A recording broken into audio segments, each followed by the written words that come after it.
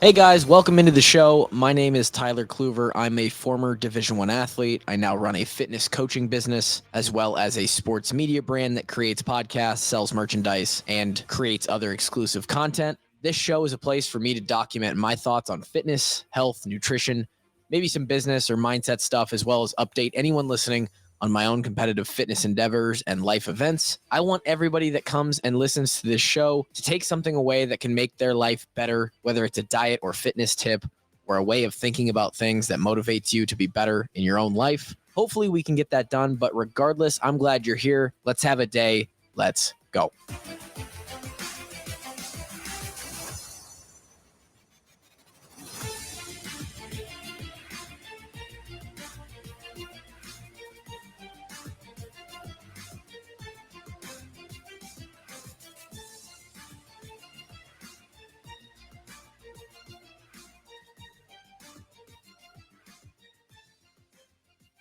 All right, welcome into the podcast.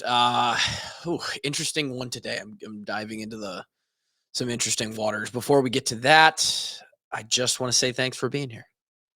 Joining me every week for a solo podcast where I talk about random shit and tell you what I do for workouts. It's great, super informative, exactly what everybody wants to hear about. But hopefully, again, we can fill time, provide a little entertainment, maybe give you a nugget here or there that you can actually take and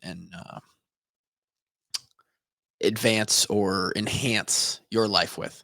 So today could be relevant in that sense. We're going to talk about the drug that is sweeping the nation, maybe the world, Ozempic,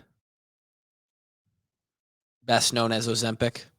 We've got a couple different forms of this weight loss miracle drug that we're going to talk about. We'll talk about why there's differences, what they're approved for. I don't know everything on this. This is I quite literally, I have done maybe 6 to 8 hours worth of research, podcast review, listening to experts, that kind of thing on this topic. And I'm still a little bit in the weeds here of trying to figure this thing out. I'll give my personal thoughts on it. I want to help anybody who comes to this podcast and hears it and says, maybe I'd like to try this thing. Is this right for me? I have a family member or somebody I know who's on it. Is it safe for them? I am by no means a doctor, but I am someone in the space, the fitness and health space, which this is certainly become a main topic. I don't even know what to call it. It's honestly crazy that I'm even standing here doing this podcast about Ozempic, about a weight loss drug. I suppose I should have seen that coming. I shouldn't be surprised. But here we are. I have had, and the reason we're doing this is because I got a call Monday from somebody I know asking me about, hey, my wife wants to do this. What are your thoughts on it? I've talked to 2 or 3 other people just in the last 14 days, last 2 weeks about this drug or about these class of drugs. And it is going to affect moving forward people who are in health and fitness. It's going to affect a lot more than that and several more industries than that. But my industry, this industry is certainly going to be one. I think in a entrepreneurial, good for business kind of way, there is a way to spin this. Not spin it, but there's a way to handle this that actually, relative to counteracting some of the bad parts, the negative side effects of this thing, that being a trainer can actually be good for. But that's probably an entirely different episode. Um, so what are we talking about? Ozempic. What is this? Ozempic, and I'm reading this. I've got several. We'll call them guides for me here. Resources. This is just straight off of GoodRx.com. UC Davis their health website, and then also what's this third one? Cleveland Clinic. So those are my three citations here, but this one is from the UC Davis website. What is Ozempic? It is generally or known generically as semaglutide. So that is the active ingredient in this thing. Ozempic is the brand name that you're going to buy it as, or potentially Wegovy. Wegovy and Ozempic are the fun names that they market on the commercials. Made by the same company, slightly different due to their dosage of the active ingredient, which is the semaglutide. It was approved in 2017 by the FDA, and it is meant for use in adults with type 2 diabetes. Okay, let's keep that in mind right off the bat. I am going to try and distinguish facts from opinion here because there's going to be several of both. Because if I'm being honest, I'm a health coach, I'm a fitness coach. Generally, I would like someone, and I very, very much so personally, but with anybody I work with as well, subscribe to the idea that if we are living life correctly, we should not be it should not be necessary to use a bunch of external substances to improve or even just sustain the quality of life for us as humans. Right? I don't like external substances, especially for something where there's a pretty clear solution that takes a lot more work, but doesn't involve you having to jam yourself with a needle. And these are my opinions. But in the same conversation, the same breath, drugs have their place. Substances, drugs, medicines, vaccines, whatever, all the stuff that you could get from the field of medical science and the industry. There's a reason why that's super important. And everything has its place. So there's a bit of a dichotomy here. And I think sifting through the weeds on the nuance of this and trying to figure out who should actually, who this may be for and why is positive. So let's try and do it together. Again, semaglutide is what we're talking about. Could come as Ozempic, could come as Wegovy. It could also come in the form of trizepatide, which is known as, let me see if I could find Mounjaro or Mounjaro. And without getting too deep into the weeds, I think there's generations of this drug, if you want to call it that.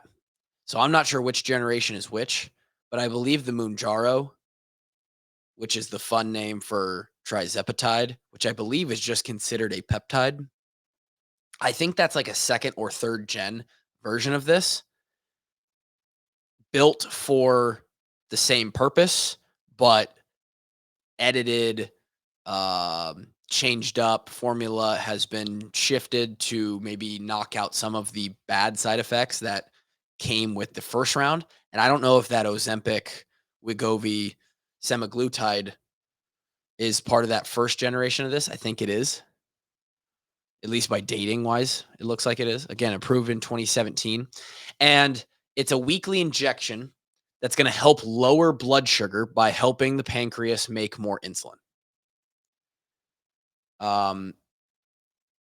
It's not approved for weight loss. Ozempic is not approved for weight loss, but some physicians prescribe it to be used for weight loss.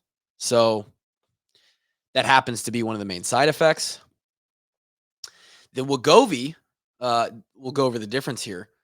The active ingredient in Ozempic, semaglutide, does work for weight loss, according to research. It is important that people continue to make lifestyle changes to help their weight loss, such as eating right and exercising. Potentially the most important sentence that I'll say this entire podcast. Ozempic is not approved for weight loss. However, semaglutide, which is the active ingredient, is approved for weight loss under the name Wegovy. Ozempic has a smaller dose of semaglutide than Wegovy. It's important to note that if you start taking either of these drugs, regardless of where you start on the dosage, because that's basically the difference there, your body may, and I would even add, they say may, I'm going to say probably will get used to it.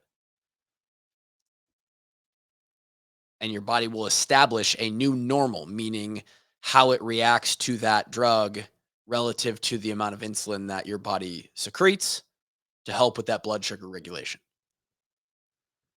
This can cause your weight loss to plateau, and research has shown that if you stop taking Ozempic or Wegovy, it's likely that you're going to gain this weight back. It doesn't even say there's a chance, it says it is likely you will gain the weight back. And if a medical article is saying that, it means you're going to gain it back.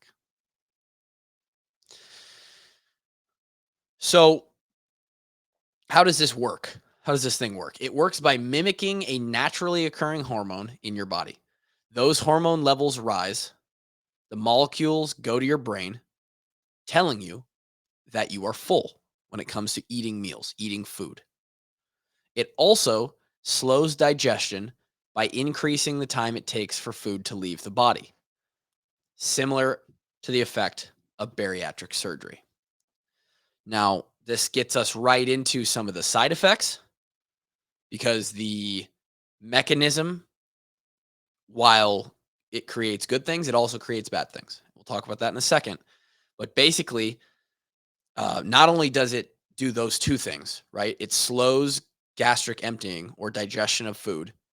It um, it mimics the hormone that tells your brain that you're full. It also has effect in the bloodstream, and it's why this is a class of drugs known as GLP-1s, which stands for glucagon-like peptide 1 receptor agonists. And the skinny on that is essentially it's a class of drugs that help reduce blood sugar by activating the GLP-1 receptor, meaning in your bloodstream, there are receptors that respond to glucose, glucagon.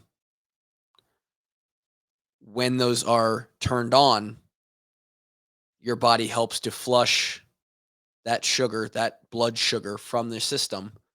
It helps to process it.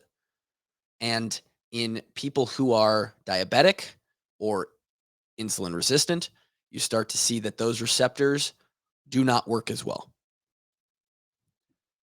This essentially is turning those receptors on or helping those receptors do their job. So it works in three ways. In totality, the majority of the reason this works is those hormones that it helps create in excess rather than your body doing it itself to tell you that you're full. So this is working on a process in the body that you technically have control over. There is no magic to this drug. Semaglutide is not something where you inject it and it is going directly to your fat cells and shedding them off your body, burning them off of your body. It is not directly working in that way, in that mechanistic way. It's essentially helping you where you're, this is a really soft way. If I was going to be talking about this very brash, this is how I would describe it. This is a external exogenous substance that can help you if you have an internal discipline problem. Now, I know it gets a lot deeper than that. I'm fully aware of what we are up against as humans when it comes to our appetites and the ultra processed food that we basically have access to. And that's kind of it, right? All the food in today's society is built for us. It's built to go against our hunger signals, right? And our discipline. I understand that. But at the end of the day, this drug is simply for the most part just making it so that you're not hungry so that you don't have to deal with those hunger signals and you don't any longer have to make that decision by yourself. You get to help make that decision with the help of a drug. Am I actually hungry or not? You could get the same effect by just making the decision to not eat. Let's make that very clear. You could get the same effect from this drug by just choosing to not eat food.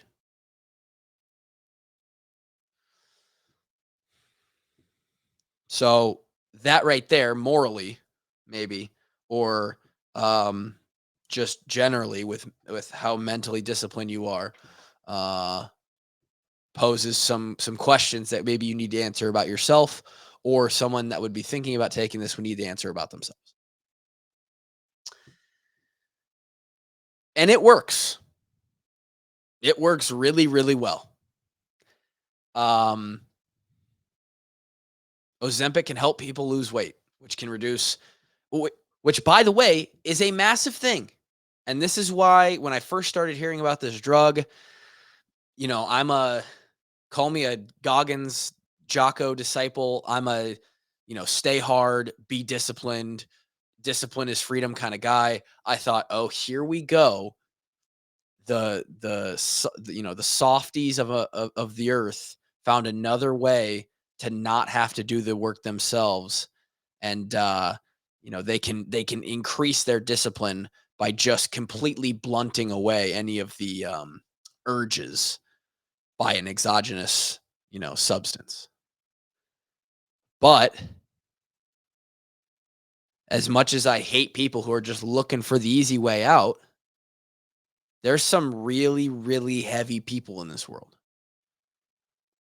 A lot of those people who are dealing with extreme weight, obesity, and being overweight have actually tried a fair amount of options. I'd argue most of them haven't tried everything, and if they have, they haven't done it correctly or for long enough, but they've put in some kind of effort into losing that weight because we know that being overweight is not good. It is a risk factor in eventually developing diabetes, metabolic syndrome, cardiovascular disease, cancer, and diseases of neurodegeneration. Being overweight, extremely overweight, obese even, or at the far end, is a risk factor for all of those things. So people obviously are trying to manage that.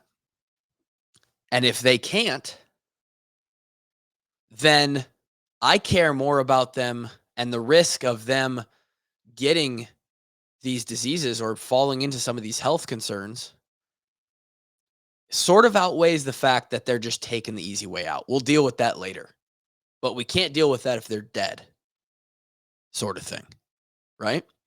So I think there's a place for something like this. I have several people, from what I can tell, you can drop anywhere from 10 to 30% of your body weight on this fairly easily. Fairly easily. At 200 pounds, you could go down to 180. If you're up there at 300, 350, I know several individuals who push the 400 range. 30% of your body weight is 100, 120 pounds, 130 pounds. Get back down into the high twos, the mid twos. Like you can do some serious damage by losing weight with this stuff. And maybe damage is a ironic word because I think you can do some other damage as well.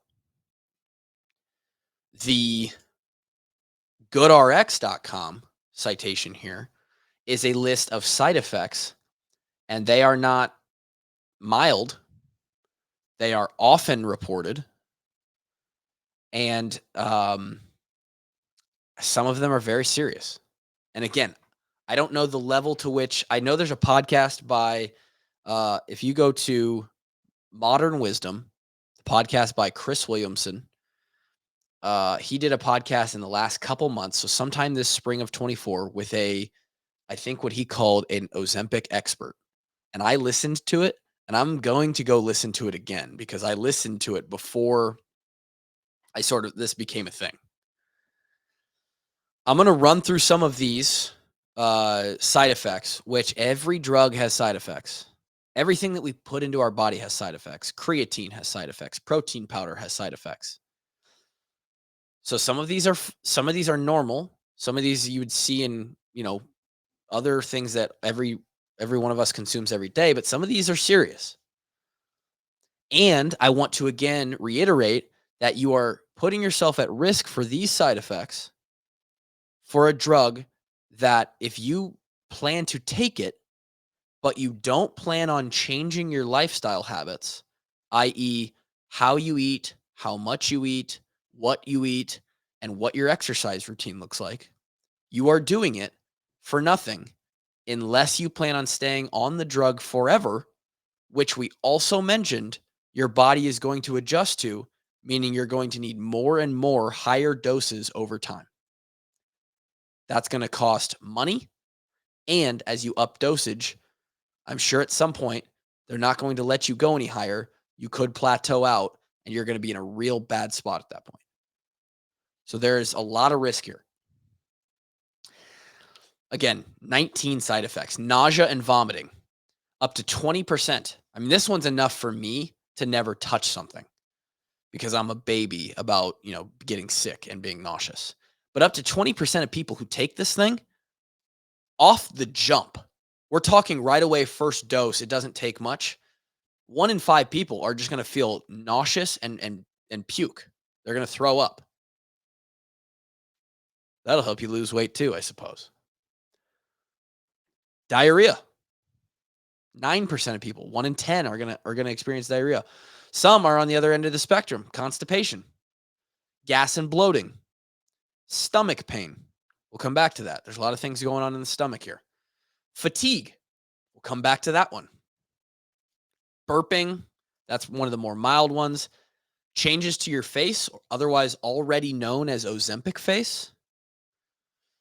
Headaches, a rebound in weight gain, low blood glucose, vivid dreams, hair loss, pancreatitis, gallbladder disease, kidney damage, allergic reactions, thyroid tumors, and stomach paralysis. Now, thyroid tumors is a new one. I could read you this little thing here. Semaglutide has a boxed warning from the FDA about a risk of thyroid C-cell tumors. In animal studies, it found that rodents developed thyroid tumors when exposed to the GLP-1s. There's a lot there that may or may not be anything, so I'm not even going to go into that. Obviously, allergic reactions, people can be allergic to anything. Kidney damage, not something that you want to mess with. It says that semaglutide may have some kidney benefits if you have type 2 diabetes, but in rare cases, kidney damage has also been reported again. So there's some there, some not. Pancreatitis, gallbladder disease, all of these I'm sure are very low possibilities. But I want to talk about 3 things in general. Okay.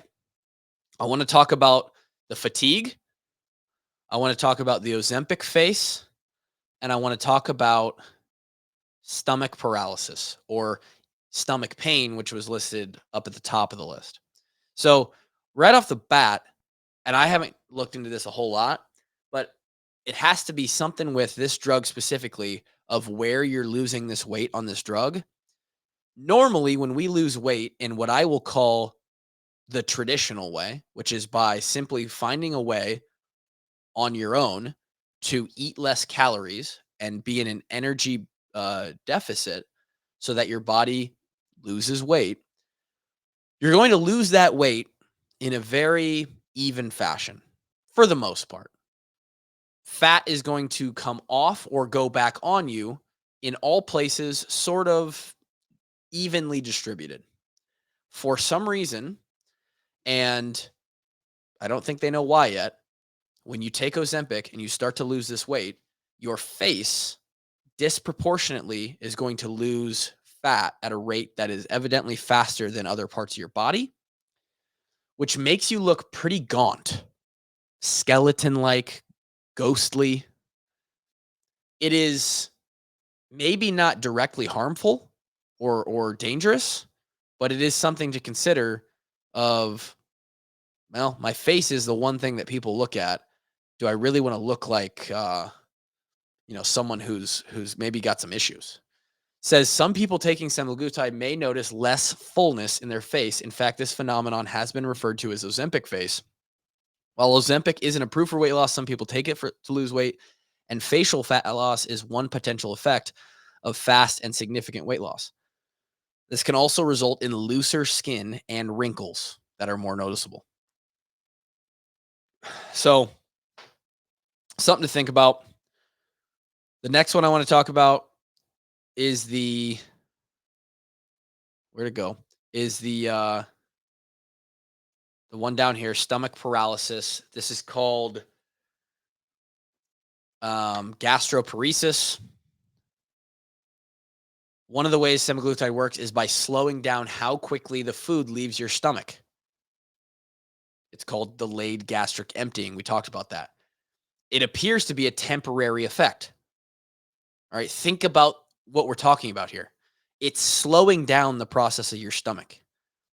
It is, it's essentially externally it's finding a way to take your stomach and turn it down to 0.5 speed. Sounds good in the process, because now, instead of the food being processed so fast by your stomach and then into your intestines and then excreted through waste, it stays in your stomach and intestines longer, giving you that full feeling, part of helping you not be as hungry. But it's turning off your stomach. And some people are experiencing this where they've had higher rates of stomach paralysis in the people taking it specifically for weight loss. And this was compared to other people taking a weight loss specific pill. Gastroparesis symptoms such as nausea, vomiting, fullness after eating are very similar to common semaglutide side effects. If these symptoms occur, it doesn't necessarily mean there's a problem, since they're generally expected with treatment. But if they're severe and they aren't going away, you should let a health care provider know. And the other problem with this is that this starts to get into the part where, are we permanently damaging the way parts of our body work or should work by taking something like this? It's a very serious something that you're going to have to deal with. And then finally on this is the rebound in weight gain, sorry. This is the big one for me. I look ahead in life on most things, financially, work-wise, stuff with my family, planning trips, vacations, my health, my workouts. I rarely start something or get into something or do something that isn't, at least currently in my mind, sustainable and something that I am going to do for a very, very long time, because it's not worth it, especially when it comes to something like this. Why on earth would you go into something that deals with your health that you know has potential serious side effects, and you know the possible benefit of it will be gone, it will go away, the benefits will disappear if you stop that risky behavior? You're signing up for something that from the outset, you're going to have to stay on. Unless, and here's, I'm going to get to it. I'm going to get to why someone should and the person who should take this. You're signing up for something that your body will rely on for the result. It just seems like you're intentionally, knowingly adding a vice that you will be gripped by, and it will have control over you. Now, how could this drug be, and that's enough of me sort of speculating on the negative side effects. We talked about why this could be good for a second, and let's finish with that. Being overweight to obese is very dangerous, extremely dangerous. The risk factors for everything else go up exponentially. We talked about it. So, someone who is already diabetic, massively overweight, or let's call them in the obese category, this is the person who might benefit from this drug. Notice I don't say will benefit because, again, for them as well, it's going to work the same. They might have more weight to lose. The impact of them losing such great amounts of weight, let's say there's a 400-pound diabetic person out there and they lose 100 or 150 pounds off their body. What that's going to do, the stress that is going to relieve them from is a benefit, a reward greater than, at this time, at least from what I can tell, and I think from what professionals can tell, the risk of taking this, the negative risks of taking this. Here's the issue, is that even that person, the only way this becomes viable and worth it is if during the time they're on the drug, they actually create new health routines, new relationships with food and alcohol or whatever it may be, new exercise routines and strategies, and set all that infrastructure in place so that eventually, because eventually you're going to want to come off that drug or your body's going to get used to it anyway, you're going to want to come off of it and have the structure in place to stay at the weight that you're at.